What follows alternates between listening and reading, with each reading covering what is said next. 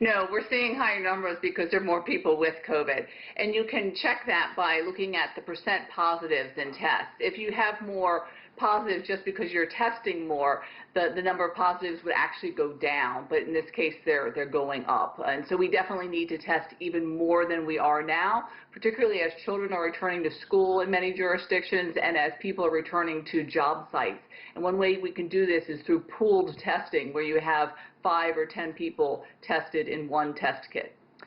Much of the increase in numbers is now happening in less populous states where perhaps the hospitals are more sparse.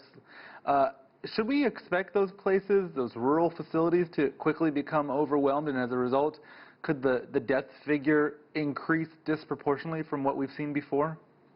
Yes, because many of these areas like North Dakota are served by what's called critical access hospitals. These are hospitals that actually could not usually be self-sustaining with the low population that they have, but they're supported by government subsidies. And a lot of these critical access hospitals have been shut down recently because they're expensive to maintain.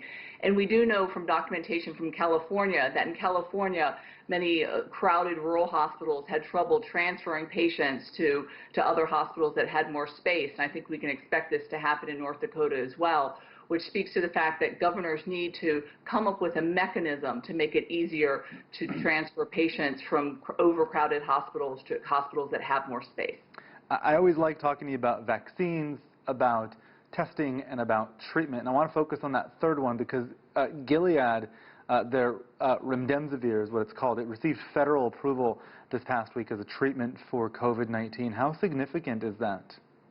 Well, the big thing is going to be how many doses can they make? Can they make enough doses so that every American who needs it can get them? And I don't think that's the case now. I think it's still going to be months before they have a proper supply. I mean, it is good news that they have this approval. That's better than not having the approval, but we're still a long way from being able to get treatments to folks that need it. And according to Dr. Fauci, there's a difference between treating people who are in hospital with serious symptoms and treating people to prevent them from getting to the hospital in the first place.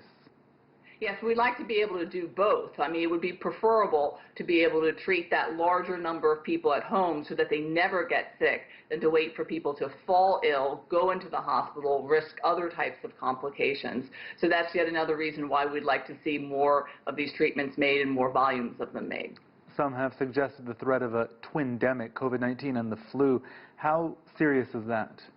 I think that's likely to happen. We know that every winter hospitals in the northern hemisphere are burdened by flu epidemics, and ICUs and other wards are overflowing, and so we can expect a double burden now with both COVID and influenza. So I urge all your listeners to get their influenza vaccine if they haven't gotten it already, and that remember that the way to prevent flu is the same way you prevent COVID, by wearing a mask, washing your hands, and keeping a good social distance. People often cite the lower numbers elsewhere in the world by saying they had previous experience with SARS, with MERS, but the U.S.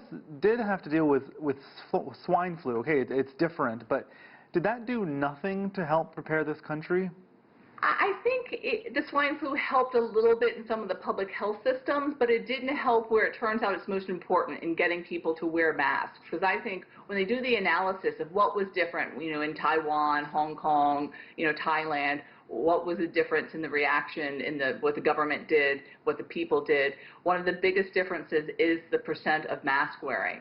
And we know that about 49% of Americans wear masks when they go into enclosed public spaces. That number needs to be up in the 80s or the 90s. In fact, the University of Washington calculated that if we had pretty much universal mask wearing in the U.S., we could prevent 130,000 deaths by February.